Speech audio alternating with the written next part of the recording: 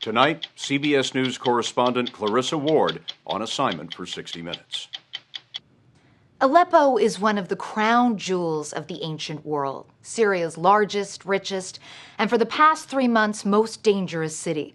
The battle that is raging there has reduced entire neighborhoods to smoking piles of rubble. Across Syria, hundreds of lightly armed, poorly trained rebel groups are fighting to overthrow one of the Middle East's last remaining dictators, Bashar al-Assad, who was using the might of the Syrian military to crush the uprising and hold on to power. As many as 30,000 Syrians have been killed. More than 2 million have been forced out of their homes. In Aleppo, tired rebels are being reinforced by foreign fighters, many of whom are radical Islamists. First-hand accounts from Aleppo are rare, so we decided to go to the front lines ourselves. Some of what we saw and what you will see in our story is disturbing. The story will continue in a moment.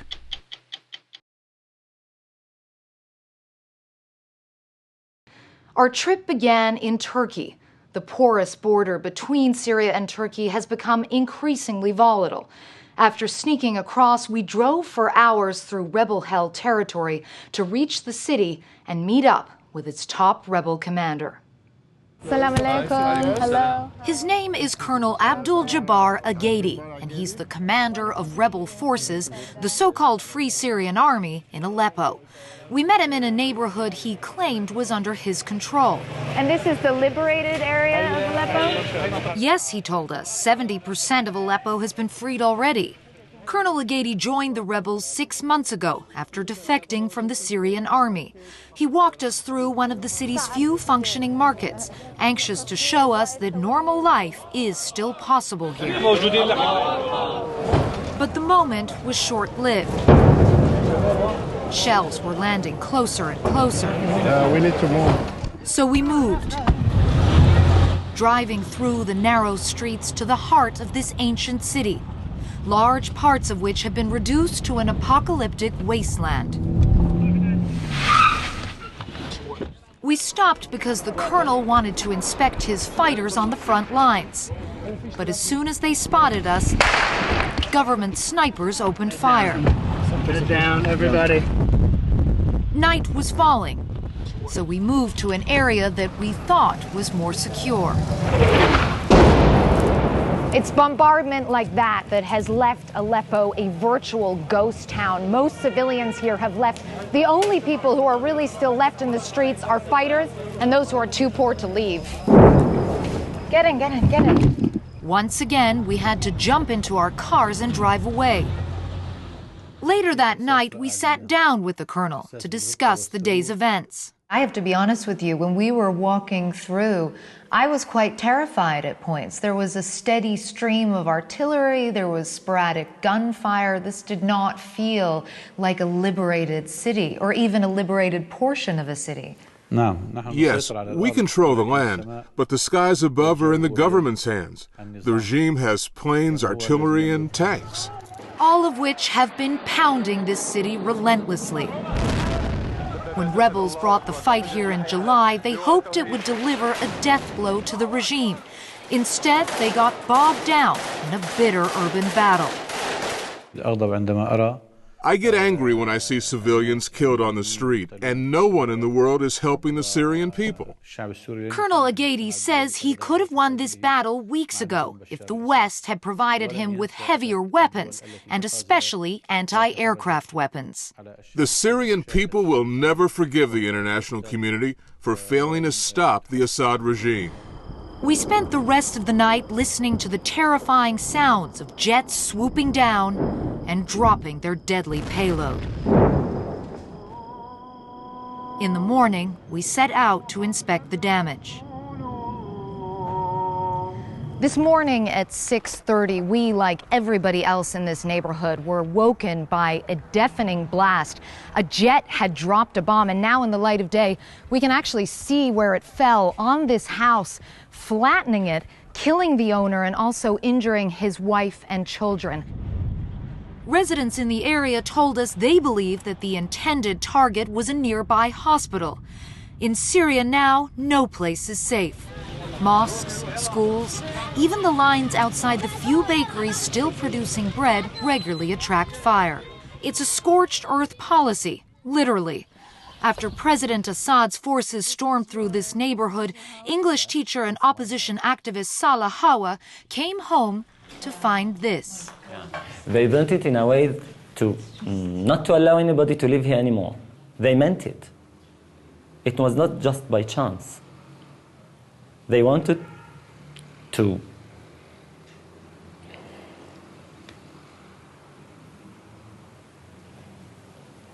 kill us, just shortly.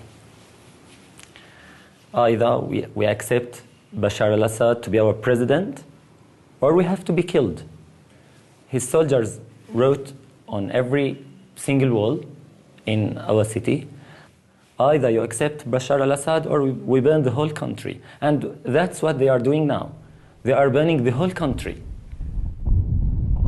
In the towns and villages around Aleppo, the streets are eerily quiet. The town is totally different. People have deserted. Whoever left here, they're living under bombardment. Dr. Maher Nana left Syria 13 years ago. Kids cannot sleep at night. People, they're just expecting to get hit at any time. He runs a family practice in Delray Beach, Florida, but now spends much of his time traveling in and out of Syria on behalf of an organization called the Syrian Support Group. Its goal is to transform the Free Syrian Army from a disorganized grouping of militias into a coherent force. But it also works closely with the U.S. government to identify credible rebel officers like Colonel Agadi and report on their progress. These commanders, they vowed to protect civilians, they vowed to protect democracy, they vowed to obey international laws. Making vows is easy. Yes. Sticking to them is much harder. Yes. How can you be sure that these men are going to stick to those vows? Well, this is what you do. You provide and you check, and you provide and you check, and you provide and you check, and you make sure that they are standing for their values. To check on them, Dr. Nana makes frequent and often dangerous trips into Syria. You have a good life in Florida. You have a wife, you have 2 beautiful children. Why do you make those trips? We saw all the horrible videos in YouTube. I never forget that the Al-Hula massacre, where children were slaughtered. There is a girl who is around 2 years or 2 years and a half, the same age as my daughter.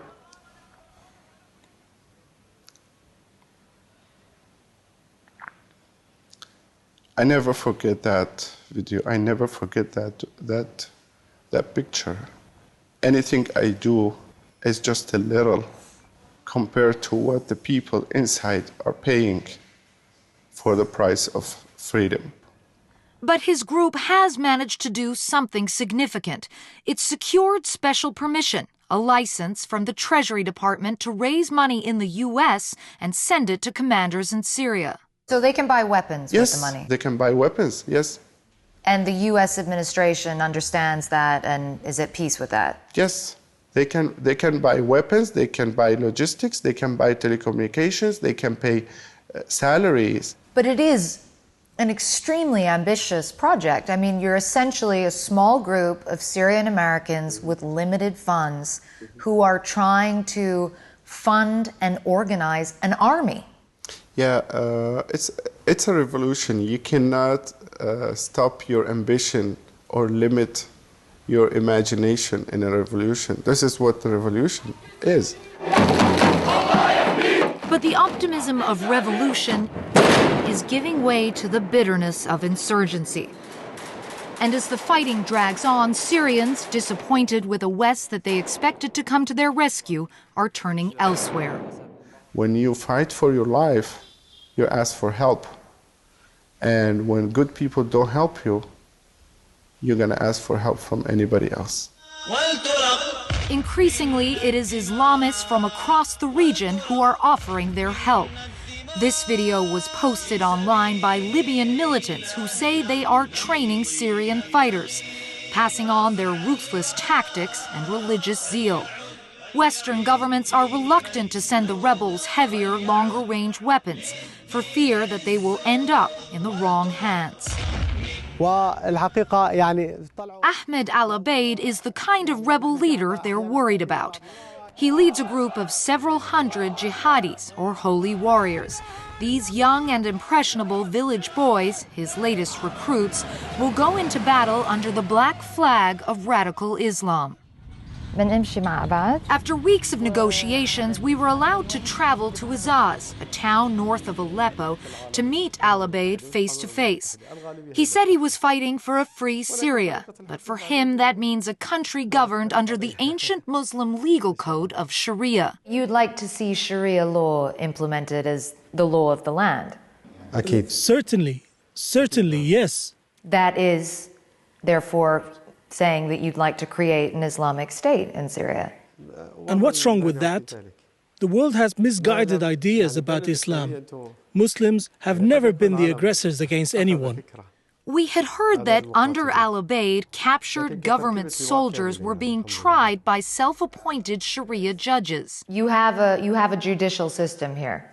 No. Yes, we got a judicial system and everybody is happy with it. Sometimes, when we release the prisoners, they refuse to leave. Would it be possible for us to meet with some of your prisoners? Well, most of them have left. I believe there's one or two who are still there, but it wouldn't be possible for you to meet them. Al-Abaid's men gave us a collection of videos as a parting gift. Most of them showed his fighters on the front lines in Aleppo. But one stood out.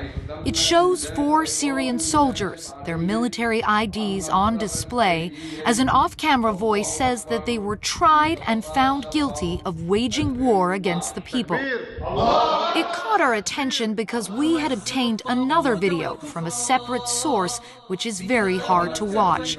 It begins with the same scene, but then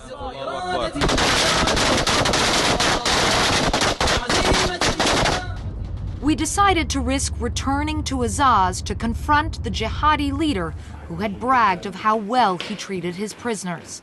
When we went back, we looked at some of the video clips that your men had given us, and I wonder if you could take a look at this one and tell me what is going on in this clip.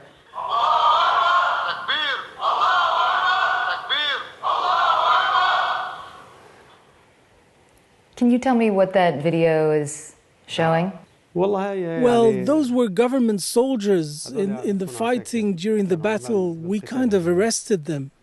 And what sentence were they given? That's something that the judges know more about than I do. Because we have another version of the video. It's a longer version, and it ends quite differently.